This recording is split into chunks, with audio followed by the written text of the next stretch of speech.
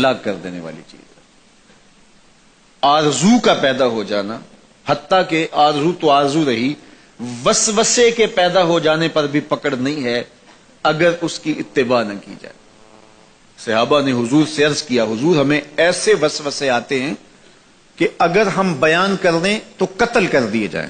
اتنا غلیظ خیال بعض اوقات انسان کے دل کی تختی پہ آتا ہے، دماغ کی سکرین پہ ابھرتا ہے۔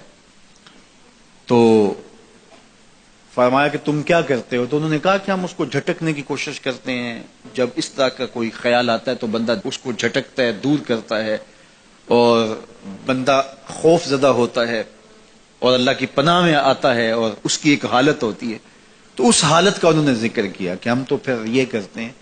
تو فرمایا کہ ذالک صریح الایمان، یہ تمہارے واضح ایمان کی علامت ہے کہ اس وسوسے کے بعد جو تمہاری طبیعت میں بے چینی اور بیزاری پیدا ہوئی، اور اس کو دھکیلنے کے لیے، اس کو خیال سے ہٹانے کے لیے، اس کو تصورات سے دور کرنے کے لیے جو تم نے کوشش کی، یہ تمہارا ایمان تھا جو کھڑا ہوا، اور تم اس سے بچنے کی کوشش کرتے ہو، تو یہ تمہارے ایمان کی علامت ہے۔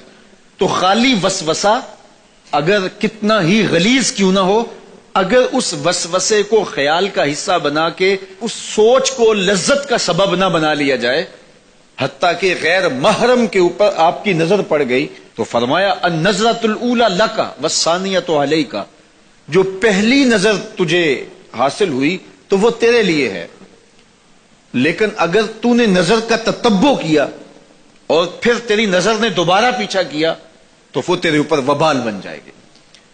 تو خواہش کا، وسوسے کا، اور کسی ایسی چیز کا دل اور دماغ کی سکرین پہ ابھرنا اور خیال پیدا ہو جانا، یہ کوئی بات نہیں ہے۔ انسانی زندگی کے اندر کتنے ہزار خیالات جو ہے وہ انسان کے دماغ میں جو ہے وہ پیدا ہوتے ہیں، اور پیدا ہو کر کے مٹتے ہیں، پھر نئے پیدا ہوتے ہیں۔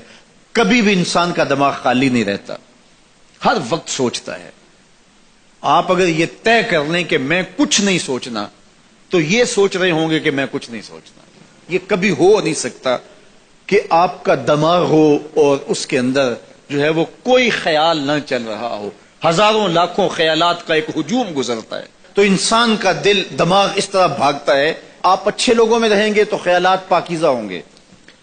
دیکھیے، آپ گندگی کے ڈھیر سے گزر رہے ہوں گے تو خیالات اسی طرح کے ہوں گے نا، اور اگر پھولوں کی روش سے گزر رہے ہوں گے، صحن چمن سے گزر رہے ہیں تو خیال اس طرح کے ہوں گے نا۔ آپ جو ہے وہ کسی بازار سے گزر رہے ہوں گے تو خیال اس طرح کے ہوں گے، اور مدینے کی گلی سے گزر رہے ہوں گے تو پھر خیال اسی طرح کے ہوں گے نا۔ اس وقت آپ کے خیالوں کی دنیا کسی اور جہاں میں آباد ہے، اس لیے کہ آپ رسول اللہ کا فرمان سن رہے ہیں۔ لیکن اگر آپ کے سامنے کو گویا غزل گا رہا ہو تو پھر خیال کی وادیوں میں بھٹک کے کہیں آپ اور کھڑے ہوں گے۔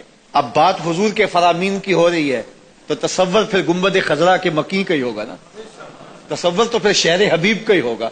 لیکن اگر آپ باتیں دوسری جانب کی کر رہے ہو تو تصور پھر ادھر جاتا ہے، اور اسی لیے ہمارے علماء نے کہا کہ گانے کی طرز پہ نعت نہیں پڑھنی چاہیے، اس لیے کہ گانے کی جو معروف طرز ہوگی، جب اس طرز پہ نعت پڑی جائے گی تو سن آپ ناچ رہے ہوں گے، طرز سے آپ کے دماغ اور آپ کے خیالات بھٹک کے کہیں اور چلے جائیں گے۔